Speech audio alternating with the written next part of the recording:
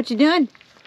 So we just got home from taking the Chevelle out, and well, it wasn't the best outing we've had with the car, and The Chevelle's not happy. it's very, very not happy at all.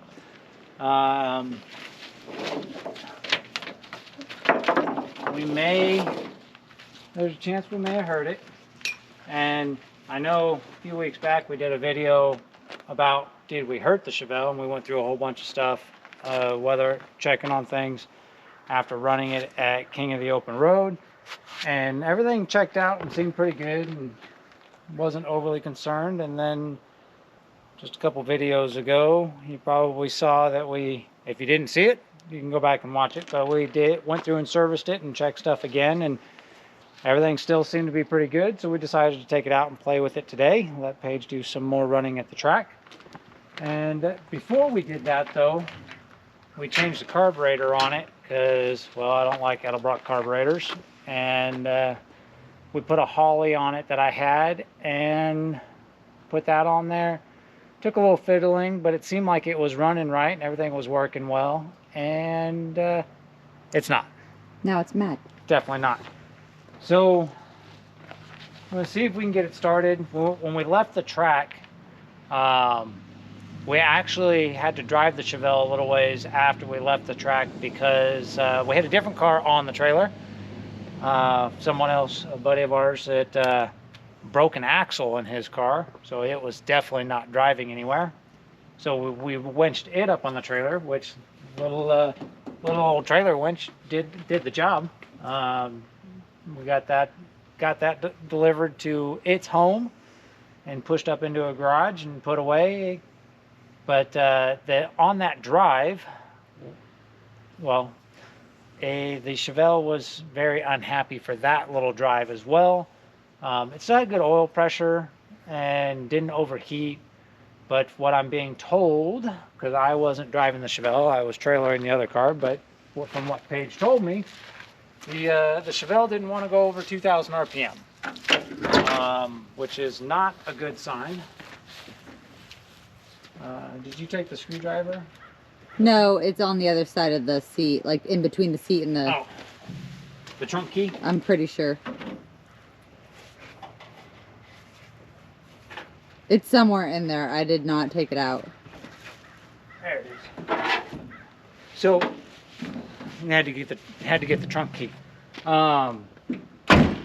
But Paige said the car wouldn't go over 2,000 RPM, which is not a good thing. If your car won't go over 2,000 RPM. Well, it wasn't happy. Yeah. It's very not good. Yeah.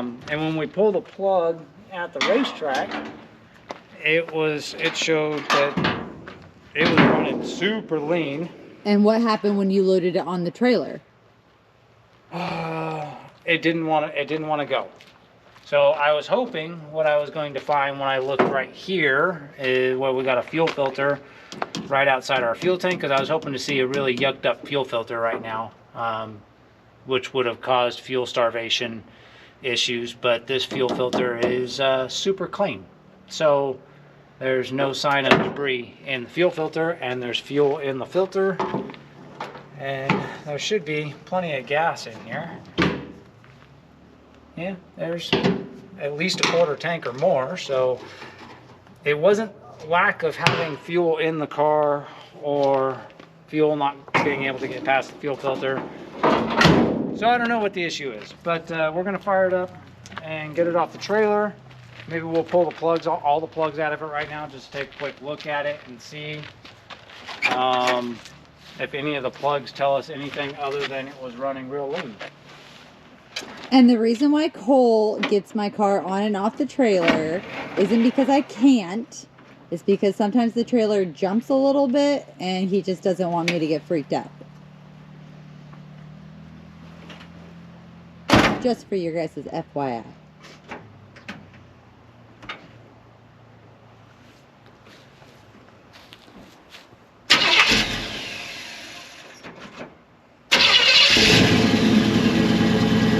Sounds good. I know. The whole pressure's good. temperature is good, oil pressure is good, it sounds great, but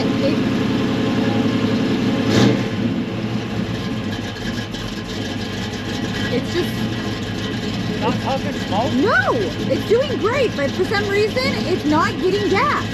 There's got to be a problem in the secondary circuit of the carburetor then. It's got to be the secondary. At idle, in low RPM, it's only in the primary circuit of the carburetor. So in the secondary circuit, if that circuit's having an issue and it's not fueling, that's going to affect all the high RPM.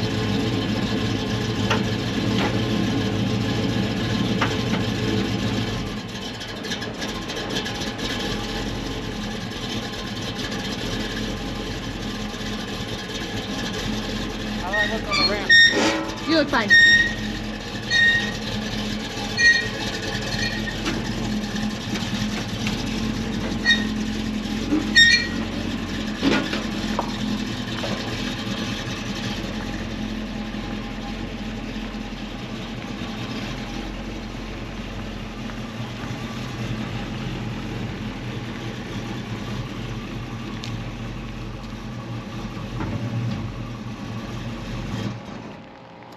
And that's what it does.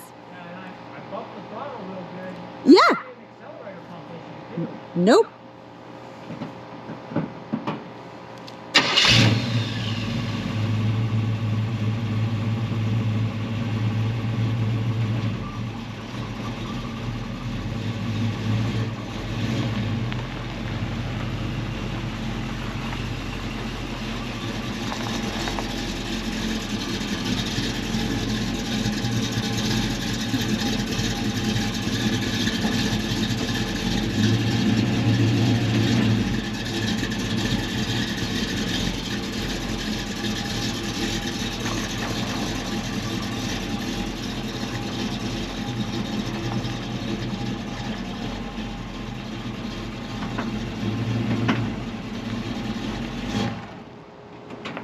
Yeah, it does not like when you tip the throttle. No. And that's what happened to me when I went up and it cut me. Yeah.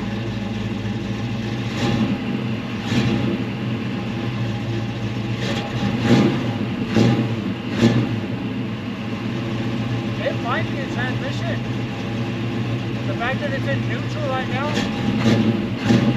You think my transmission went kaput? It might be transmission. I broke my transmission? Might be the converter. The torque converter might be shot. Oh.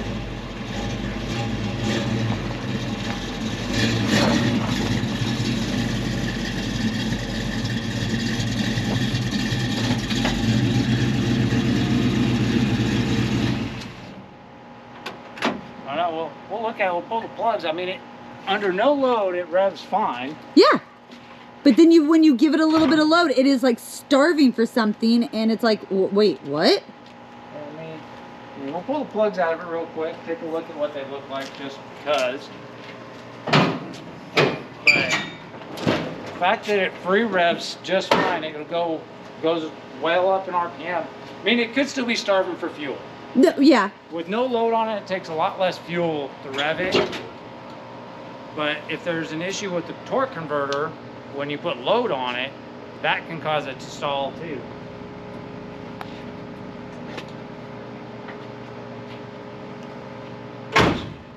This transmission was destined to be pulled out anyway, but we'll Well, that wasn't the top priority that we were wanted to do. Ow, that's hot. Probably should have let this cool off for a few minutes, but let me grab a glove. Glove! Before I burn the crap out of my hands.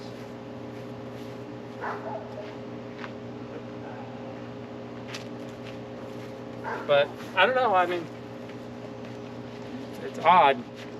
But it also not wanting to go over 2,000 RPMs. Like, Right, which that tells me that that seems like a fuel issue.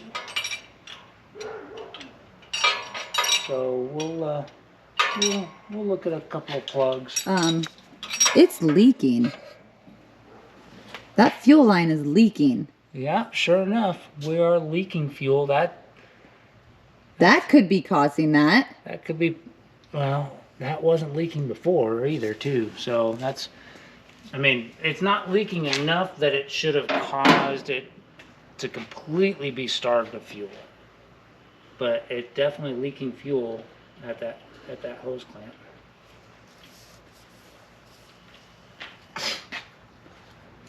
So that's not pretty. That's after cruising down the road for what, maybe 20 miles? Yeah, probably not even that, 15 miles. Yeah.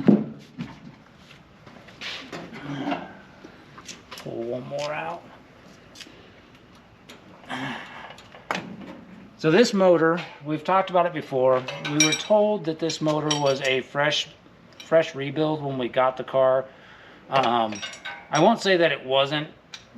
Everything we've looked at would indicate that it does appear to be a fresh rebuild. But I'm concerned based on things we saw early on when we first got the motor, that it may not have been broke in right, and that there's, oh, that's hot, and I just hot. Whew.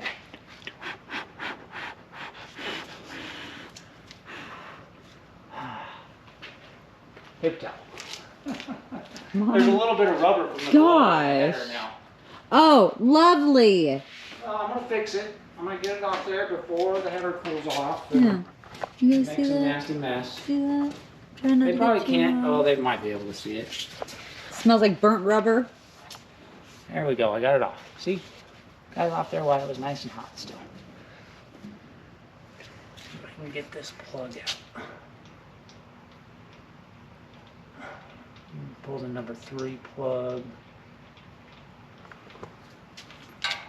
But what I was saying is I'm not sold that this motor, well, that one's actually quite a bit better. It's not all oiled up the way the number 1 plug was. That one's got oil all over it for some reason. This one looks actually much more like I'd expect it to look, with the fact that it was just driving. I don't know. I really don't know what's going on with this motor. It has puzzled me. Like I said, I don't know that it was broke in right, which might be some of the oil issues. We did do compression test and leak down test on it, and it seemed everything checked out really well on the testing, the way you would expect it to.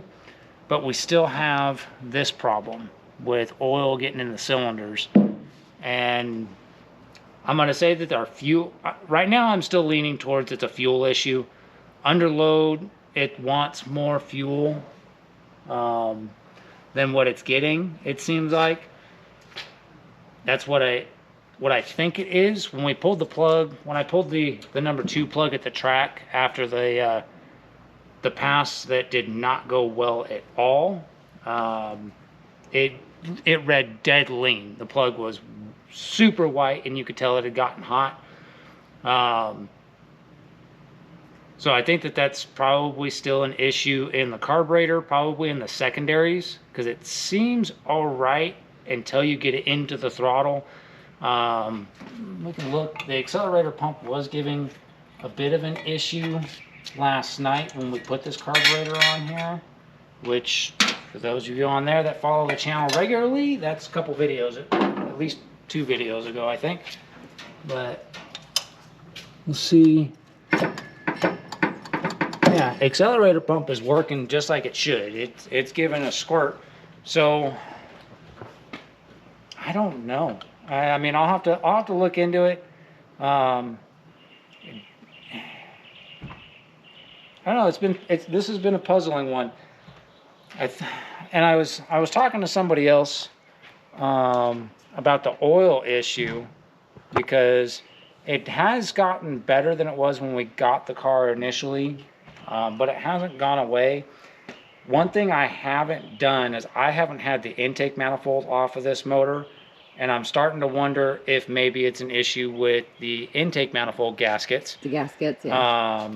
or maybe even the fitment of the intake to the heads. There might be a fitment issue there, depending on whether or not this motor, at least the block wasn't decked. I can still see the factory stamping in the stamp pad, so the block wasn't decked, but that doesn't mean that the heads didn't get surfaced, and if they did, then that can affect the way your intake fits, or it could just be a poorly fitting intake or a crappy gasket. And if you've got a bad gasket or an oil leak at the intake manifold, one, it'll act a little bit like a vacuum leak because it's getting crappy exhaust gases or engine block gas that feeds into your fuel system or into your intake runner, gets sucked in, and that can cause a little bit of hunting and oscillation and make it a little bit hard to tune depending on how bad it's leaking.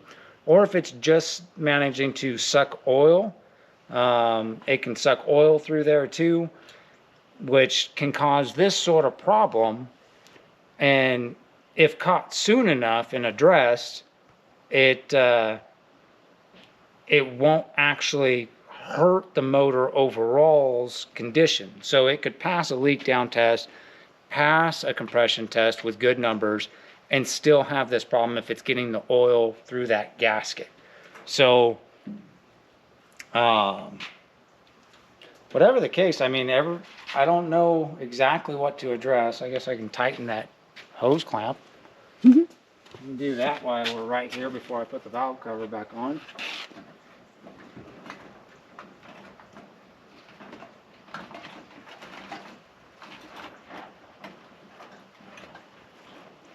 Maybe. Where'd my other screwdriver go?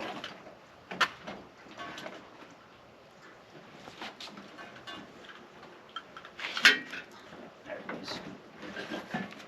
All right. Had to dig the screwdriver out of the little pit bag.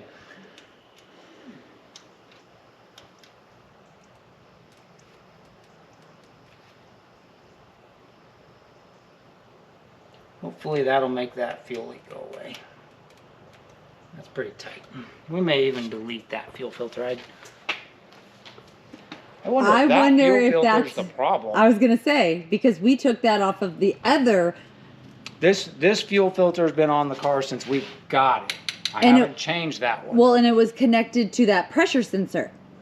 No, the pressure gauge, it went to the fuel feed on the carburetor. The pressure gauge doesn't do anything. Well, I know, it just tells you what the fuel pressure is, and that was a cheapo gauge anyway, so I don't know that it was accurate regardless.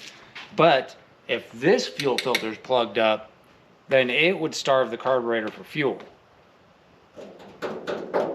But why wouldn't that happen with the other carburetor? It might have. Your first pass at the track today, you ran in drive. That's true. And ran 83 mile an hour. Yeah. Which was slow compared to what we did before, but you still ran 83 mile an hour, went through all three gears, and everything was on par, right? And even on that pass, you spun the tire at the starting line, which killed some time and killed some mile an hour out of it. You had a mediocre mile an hour. It wasn't indicating that there was an issue. Did look at a plug then. It still looked a little bit lean. But then when you went up for the second pass, which had a brand new set of plugs in it, it went way lean, and it even stalled in the burnout. So if this fuel filter is crapping out, it might not have mattered which carburetor we had on it. That probably still would have happened if that fuel filter's a problem. Now, do you think that when I stalled out on the track and I couldn't get my shifter to work? I think that was you in a panic. Okay. Your shifter's working just fine. Okay. I think you got nervous and you weren't keeping track of where you were at. No, and you were trying to pull it up when it was in a gear or in the shift gate neutral. Yeah. Okay. Which, by the way, we'll check it out. We won't actually start it right now because there's a couple of plugs that aren't in it. But you can start this car in 3 positions of the shifter. So in park, the car will start, and then you have your reverse. Oh. Yep. Then you have your neutral. Right here, the car will start. right? And then you come back and you're in your drive gate, right? This is drive, and then that's first gear. If you go first, second, third, and one more click, that's neutral again. And see how it rolls? Yeah. That's in neutral. The car will start right here. You don't have to come up and back to park. But if you're in this neutral, And I was in that neutral. Yeah, yep, you had okay. clicked it back forward too far, and you got it stuck right here. And I was you have freaking to out, actually yeah. come back to drive, and then it'll come up and go into park. Got it. So I think you kind of just, you got yourself into a little bit of a panic because you were in the race mode. The car acted up. You were a little bit worried. You know, you were off your game. Off your game. Well, why did it die? Because of fuel. You tipped in and it didn't want to go. The car had already been idling for a while, so it probably used up a good bit of the fuel out of the float bowls. Because when you're cranking it, it's filling the float bowls, and it starts up and it's fine. But once you use up the fuel here, if not enough fuel is getting past this fuel filter, then it's getting so we need just to check enough that fuel fuel. filter. So we need to check this. We can go ahead and do that right now. Worst case, I'll go grab another one out of the shop. We can throw in there. That only takes a couple minutes. But I think that there's a possibility that might have been the issue. So we can hope if that was the issue, at least, I mean, there's still oil on the number one plug. We still need to try and sort that out. But like I said, the oil situation has been getting better. So maybe it is still breaking in rings, getting them fully seated, which seems odd to me. I wouldn't think that would be the case. I would think they're as seated as they're going to get. But the fact that the oil situation has been getting better, we're going to keep us going down the path we're going with that, just watching everything. But the fuel situation, that's a new problem. And since the fuel filter in the back, we put that one in there. Sorry, guys. The bug went down my shirt. Did you show them your... No, the camera kind of went up and over. Oh. Like out of focus, like out of... Not recording you. Oh, I was worried you showed them your tacos. No. That probably would get us more subscribers. Ha ha ha ha ha ha ha. All right.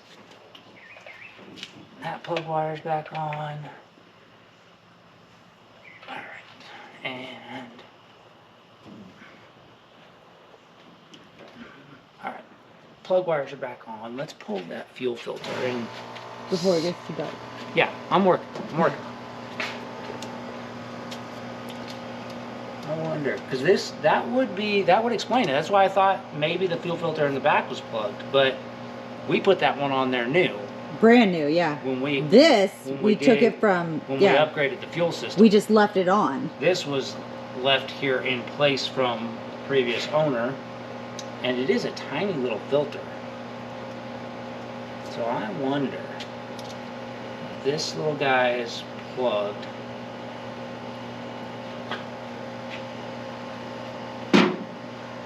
Ooh. No, not plugged.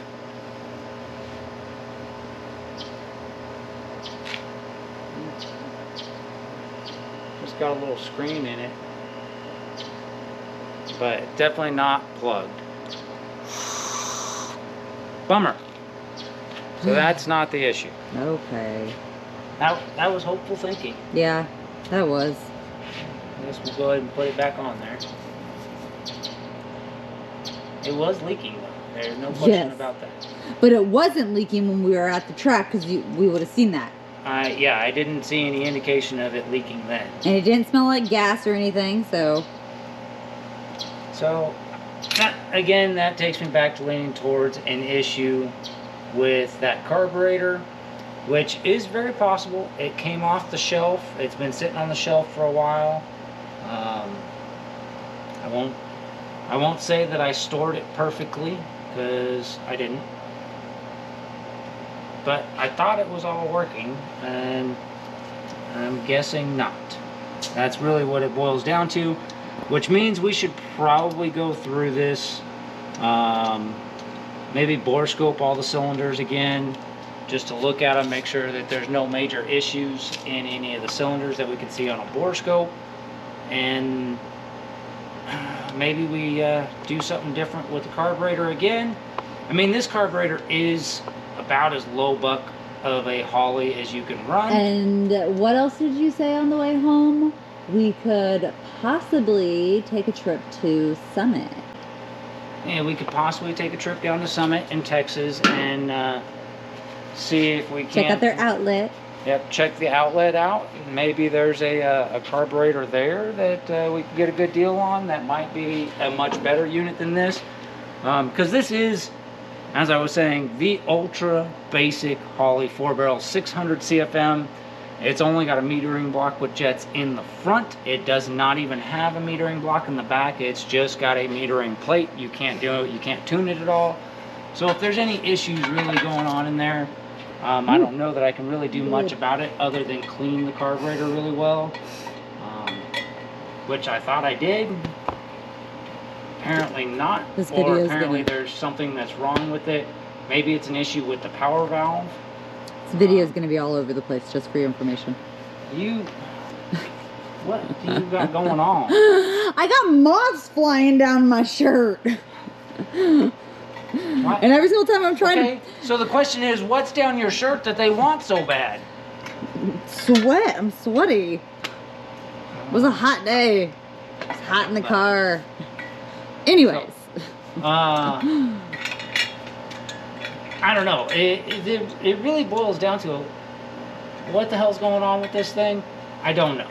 I know that this is... that I want to run a different intake manifold on this, because this is a spread bore intake manifold and it's a Lee end unit, not one I'm a fan of. So I'd like to put an Edelbrock air gap on it. They run cooler and they make more power, and they're square bore. I prefer square bore because that's what all my carburetors are. And I like to try and keep some uniformity in the parts between all the cars, so that when something happens unexpected, I could rob parts from another car and they work. They just bolt on and go. So whatever the case, we do have some issues we've got to sort out on this. It was not an ideal day at the track for sure. Not for us, not for Juan.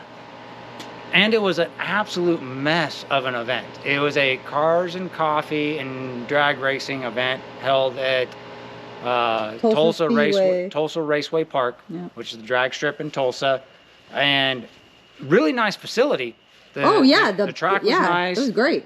Awesome tower, real nice grandstands. The pit area was real nice, but the organization of the event was terrible. That didn't do us any favors, because the other issue we had is by the time we got up to the starting line, the car was hot. Well, it was an hour. It was an hour in tech, and it was over an hour just to make it 2. Yeah, just getting into the event and getting through tech took over 2 hours. Yeah. So that was terrible. But the facility is real nice, so we'll probably give it another try on a non-cars and coffee type version of test and tune. After we figure out how to get this current problem resolved, I don't know, but let me see if it starts back up, and we'll put it away, and maybe she can tell you about what did go her way today, because I was proud of her. You were what? I was proud of you. Even though you went really slow down the drag strip, I was proud of you. I was driving Miss Daisy because my car was acting up. It wasn't me. Yeah. So why don't you tell them what you did do right today? So before we even got to the track, it was after test and tune. And the starter started doing that recently. Yeah. Anyways, after test and tune, Cole took me and my car off to just a little driveway off to, you know, away from everybody. And he showed me kind of how to work the pedals and stuff on the starting line to get off of the line, because I've been having difficulties with that. He did it, I watched him, and then I did it, and then he was like, okay, this is how you do it. Well, when I got up to the line, I actually didn't red light myself. I lined up to the line great. I was really proud of myself. I brought the car up to RPMs, and I actually took off from the line amazingly. I was actually very proud of myself. I wouldn't say my numbers were great, but it was way better than what I have been doing. And I also did obviously burn out the tire, you know, did a little burnout when I went, but I know that one of mine was a 0.047, I'm pretty sure, when I got off the line. So really proud of myself. And even my second one, I still got off the line really well. So I'm still learning, but I'm so happy with myself that I'm actually getting the hang of it. And Cole is being very patient with me and teaching me very well. So I really do appreciate him for doing that. But was super proud of myself for getting actually off the line and not red lighting myself. So yeah.